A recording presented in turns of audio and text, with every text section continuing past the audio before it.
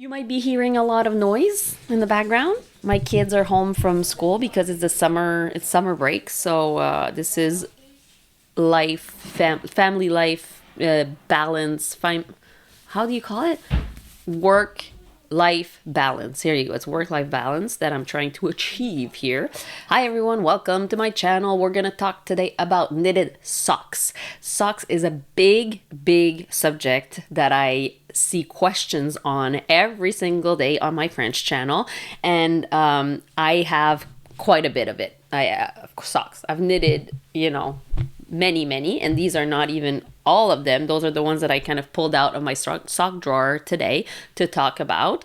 I want to go through the socks that I still own that I've knitted and maybe talk about the positives and the negatives of those particular socks so I can give you an insight on what to think about when you choose a pair of socks, needles, yarn to make those socks. I've made the mistakes and I've made, the tests, the things that I like and the things that I don't in my sock knitting journey. So hopefully it can be of some use to you. And I know that the last time I did a video where I talked about my favorite tops and why I like them after wearing them for a season or two, people liked it because it gives a real life experience of what works or not. Because it's one thing to knit something and then say, I love it, it's amazing, and you've never really worn it. But it's another thing to come back years later and say, well, I actually do love it, or maybe I should have done this differently. Let's get into them. I'm not going to go into chronological order or in like most favorite to least favorite. I'm just going to comment on all the pairs that I pull out of there. Okay, let's start with this. Awesome. This is a pair of socks that is using a self-striping yarn. Yes, it's been worn quite a bit. It's not brand new socks. It even has a beautiful patch here. Right there. Those are socks that I knit from the top down with I believe this was a fish lips kiss heel, which is a type of short row heel that uses shadow wrap as the preferred method for the short rows, and it just has a few little things that are a little bit different than a regular short row heel. And I did a classic wedge toe. These are quite fun because the stripe repeat is there's a lot of colors. 1, 2, 3, 4, 5, 6, 7, 8, 9. There's 9 colors in the repeat, which is so much fun. And I didn't really try to make them equal, but it turns out that when I was done with the first sock, the color I ended with was the color that I needed to start again with. So everything was quite perfect for those. I love them. The only thing that I have an issue with is the depth of this fish lips kiss heel, which brings me to, let's talk about a different pair. Let's talk about, I have an idea in particular that I want to say, this one. Okay, so this one, again, is a self-striping yarn. This one is from Timber Yarns Twin Socks, and it's Royal City is the name of the colorway. And I loved it because it came in 2 different already split balls so that the 2 socks are exactly the same and I didn't have to plan it. So the balls were wound up with the stripe repeat exactly the same way. When I knit socks, I use about somewhere around 55 to 60 grams of yarn. So I don't need much to knit my socks, okay? When I have 100 grams like this, I used probably, 30 grams of one ball, 30 grams of the other, and I had a big leftovers where I could make socks for my daughters, or I can make leftover socks with them.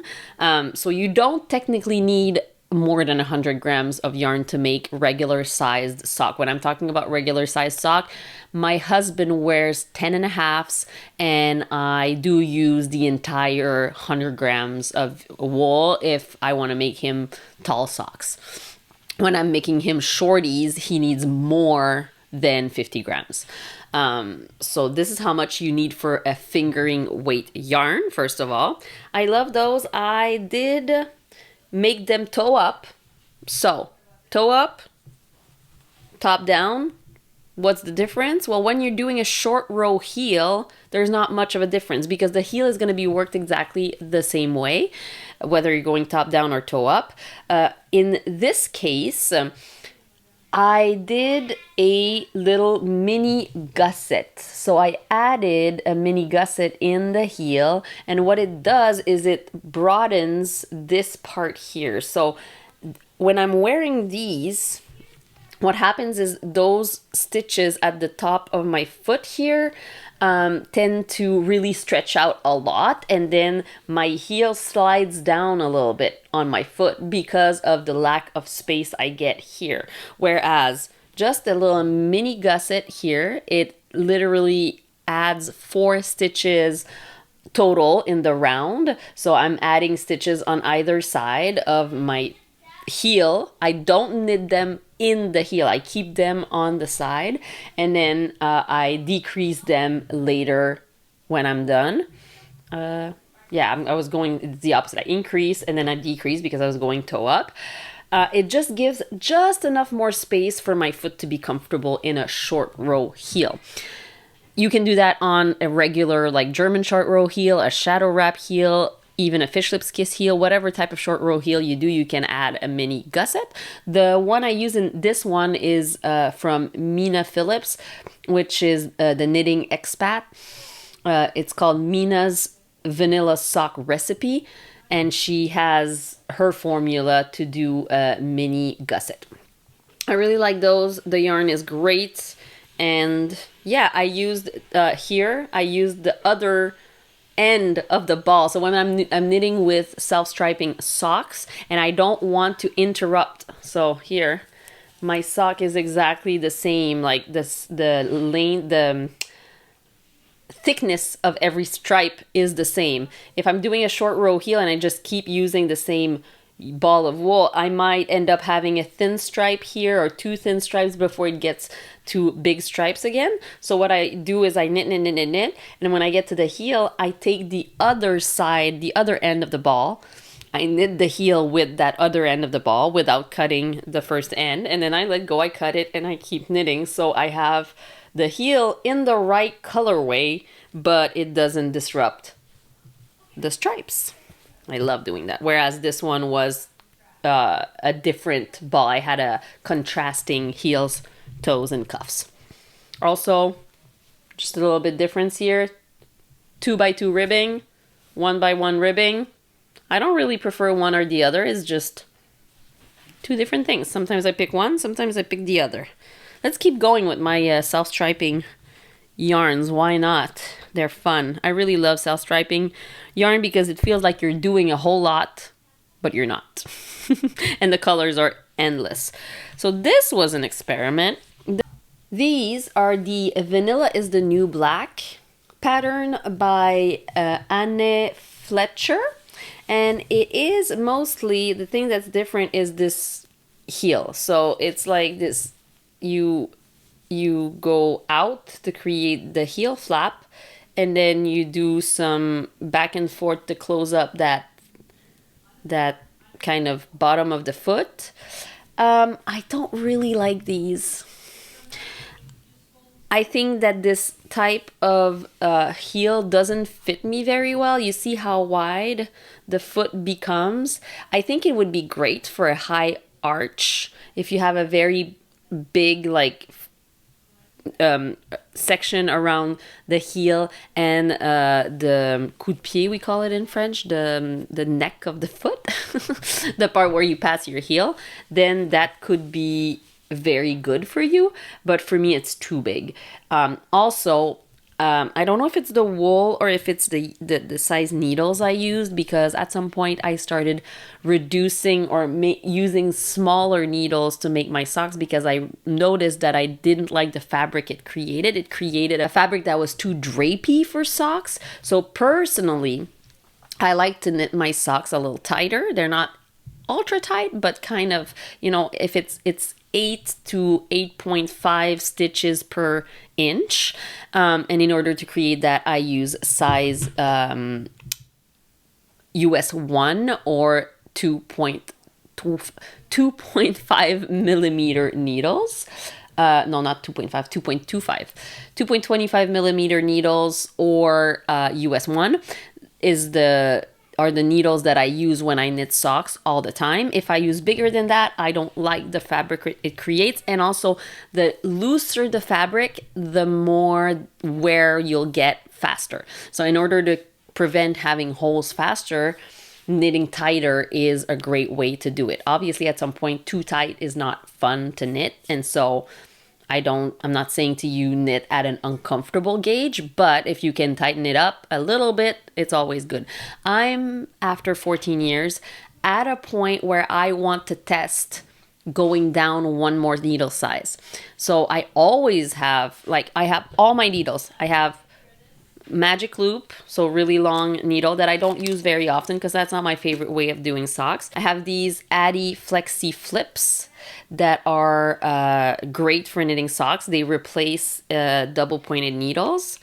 I don't have I have a pair of double pointed needles. I've used them to film some tutorials and they work, and I like them okay, but it's not my favorite way of doing socks. But these are what I love the most for knitting socks, which are the mini circulars. They are 9-inch long, so 23 centimeters, and I absolutely love. I do all of my sock on this needle except the toes. It's really difficult to do the toes in here because at some point there's not enough stitches to reach. So at that point, I either go for magic loop or I go for the Flexi Flips, which I discovered recently, and I think that's going to be my go-to now for doing the toes of my socks. So needles, right? So what I was saying is I think that probably these socks would have benefited from being knit at a tighter gauge because the wool is quite loosey-goosey. It's Scrumptious Pearl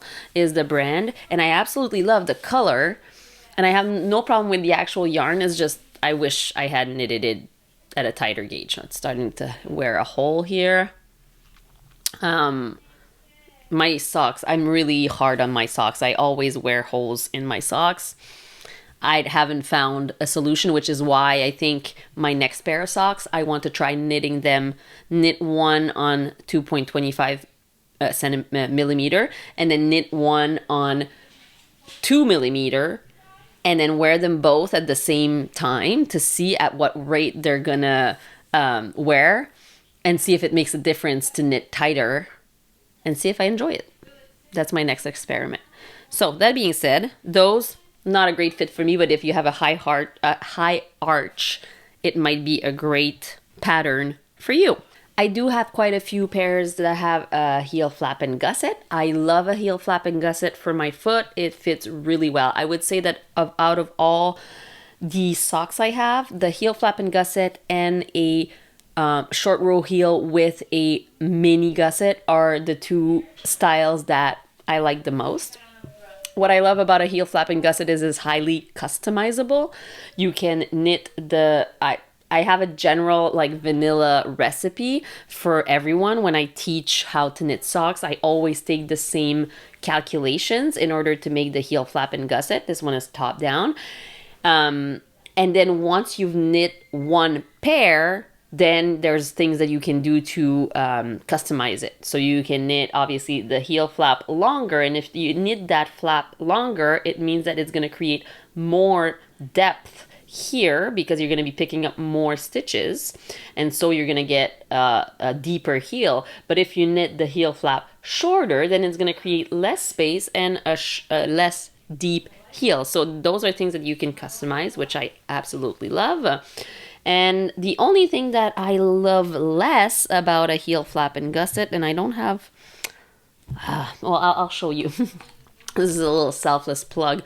This is a book I wrote this year, so it's called Les chaussettes dont vous êtes le héros, and it's all the different sections of a sock that are put together in a book in order for you to create your own socks.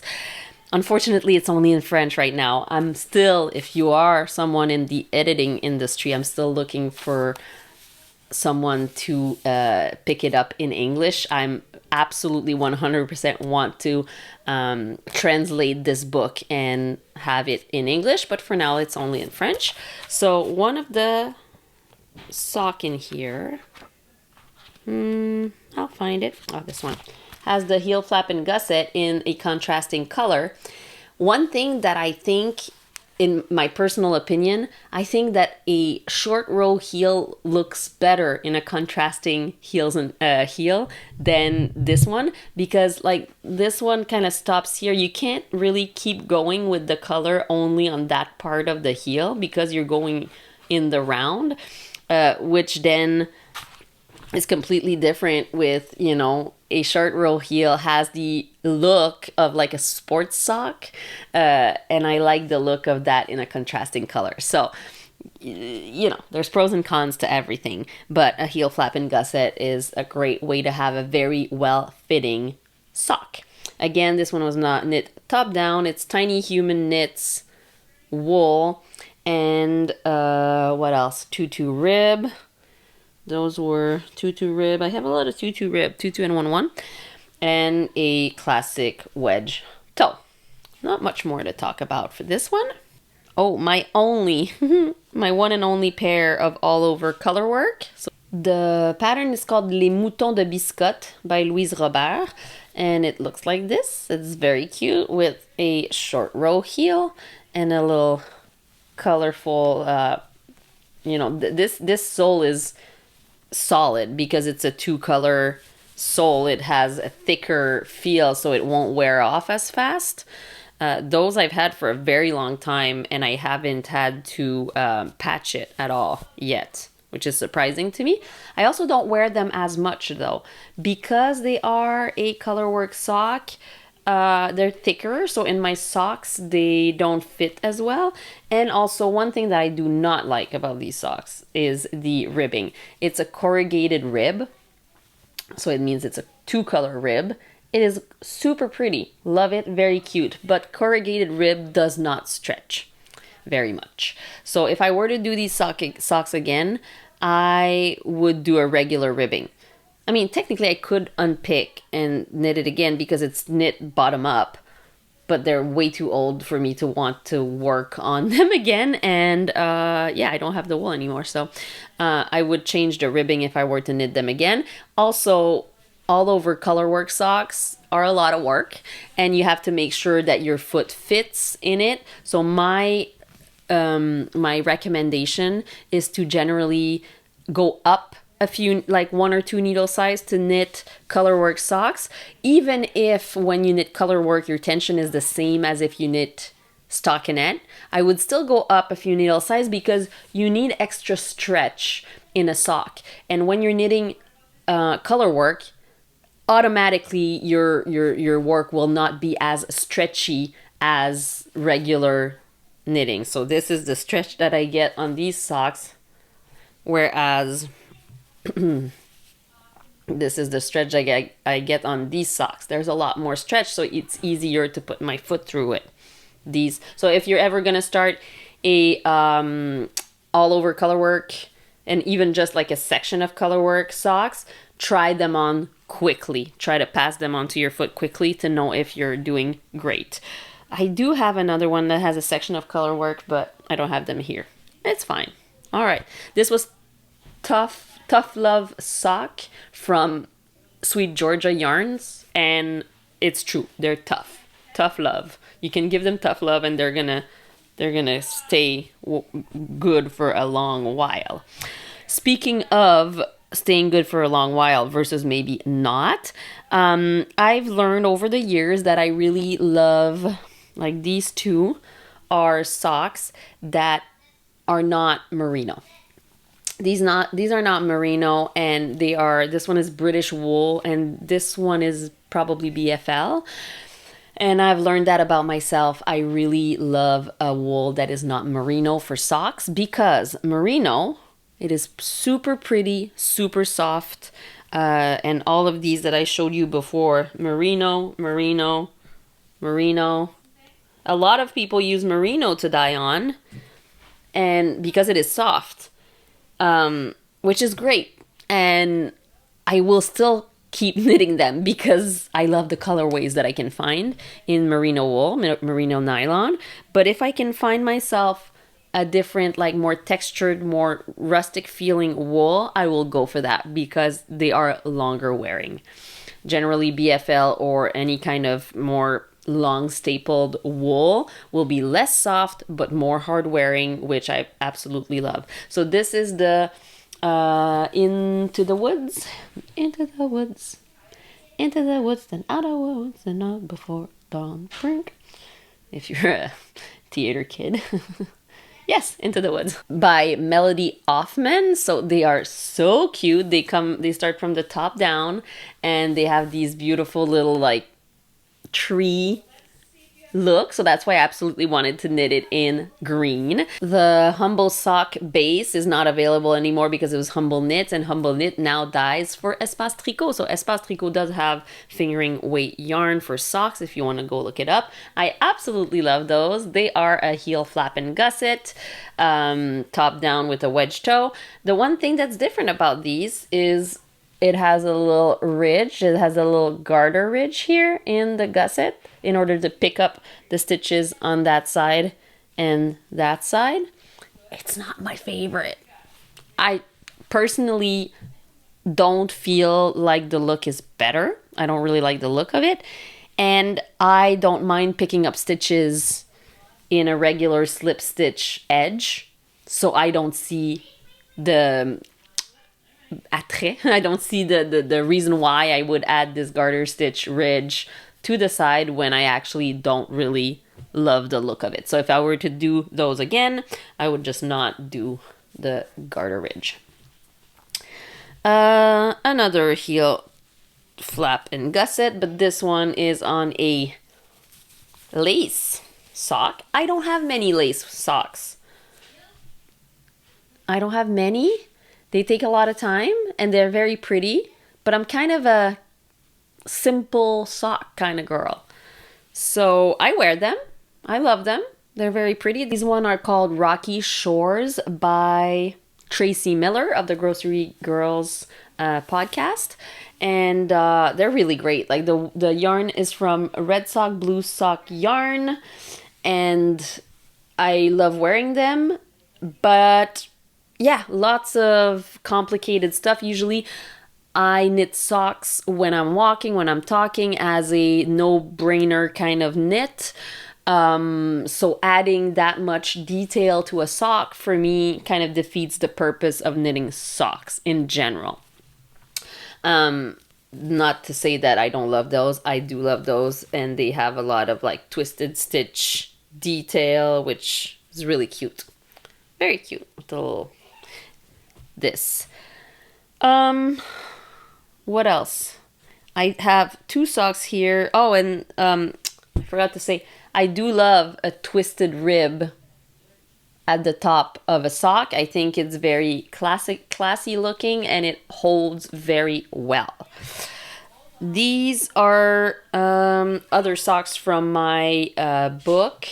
This one is a Flegel heel, which a Flegel heel has this little triangle in the back with a gusset, but you don't have to pick up stitches for the heel flap at all. It's only it's not even short rows, as in you're not doing German short rows or shadow wrap. You're just doing back and forth and closing the holes with a knit two together or a slip knit. So it's really easy.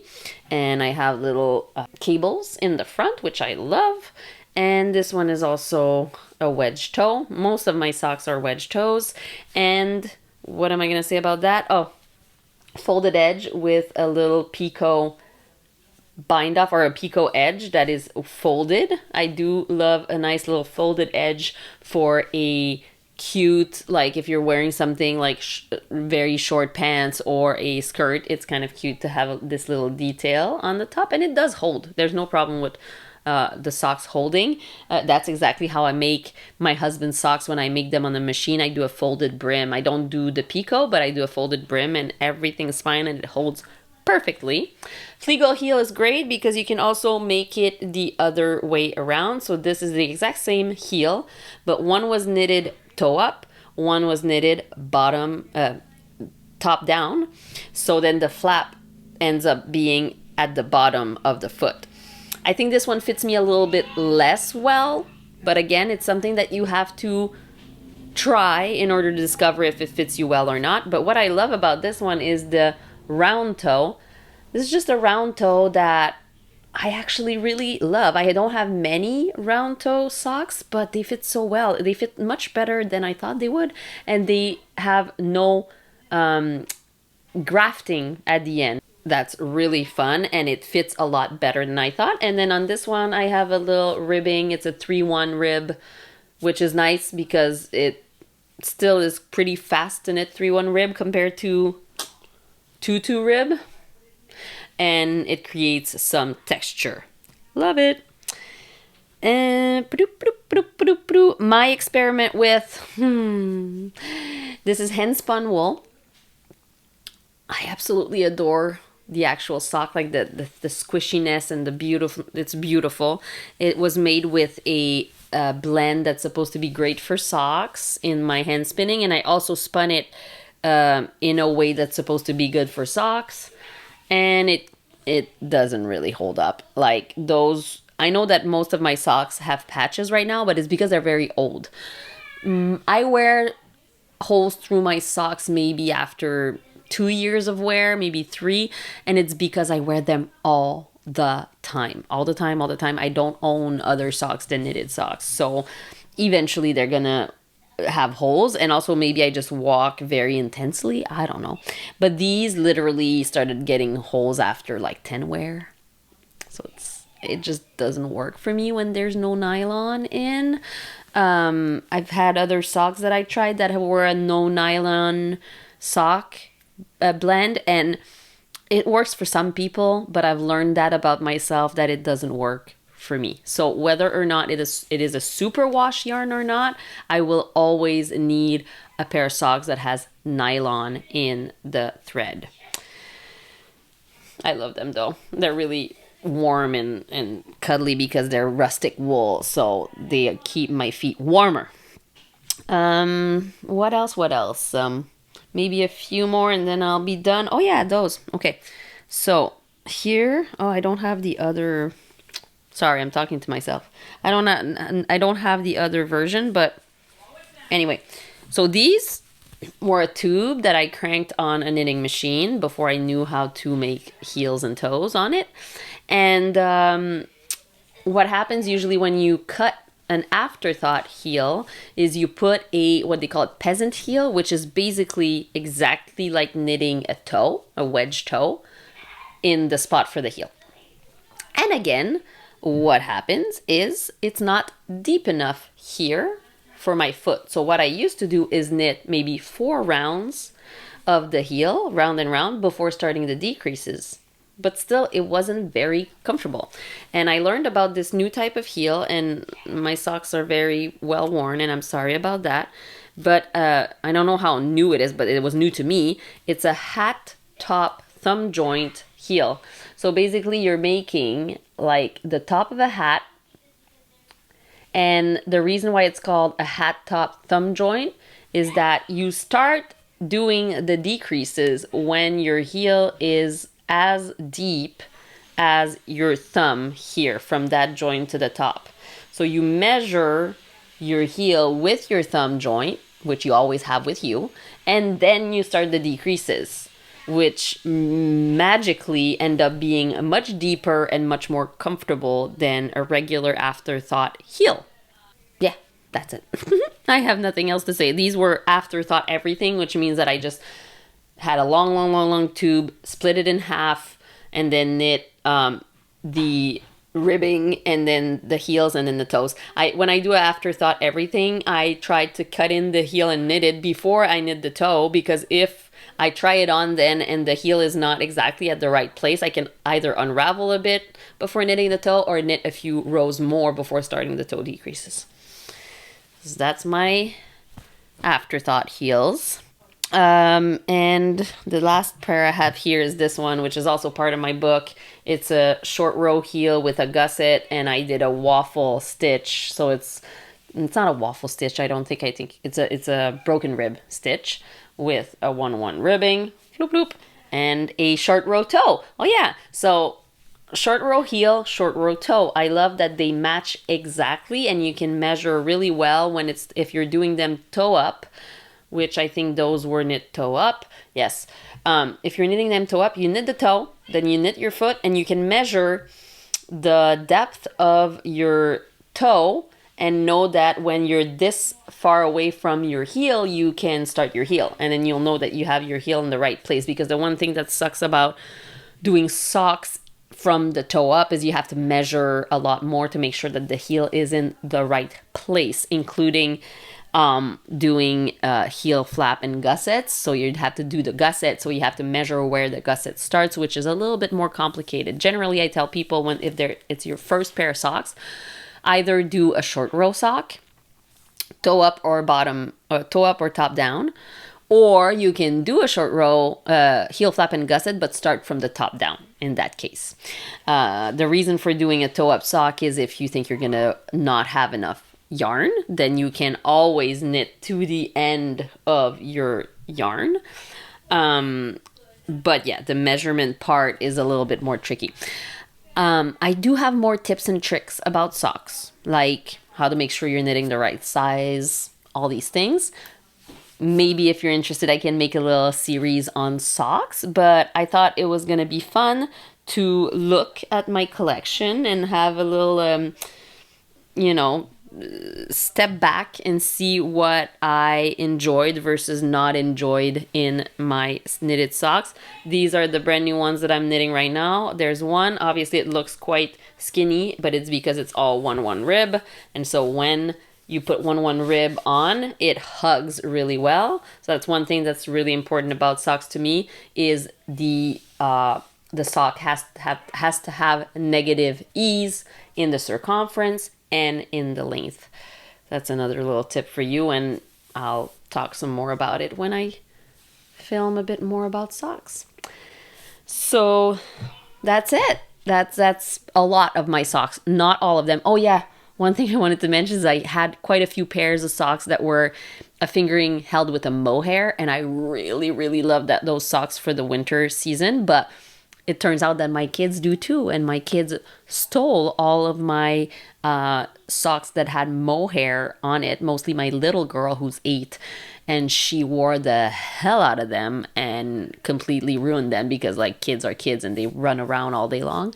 So she tore holes through them after wearing them for a full winter, but I will absolutely knit socks with mohair again because it is so comfy. It's a dream to wear. That's it for today. Have a great day, and please put your questions about socks down below so I can do a Q&A answering your questions, and like I said, maybe a little series on how I knit my vanilla socks. Happy knitting. Bye.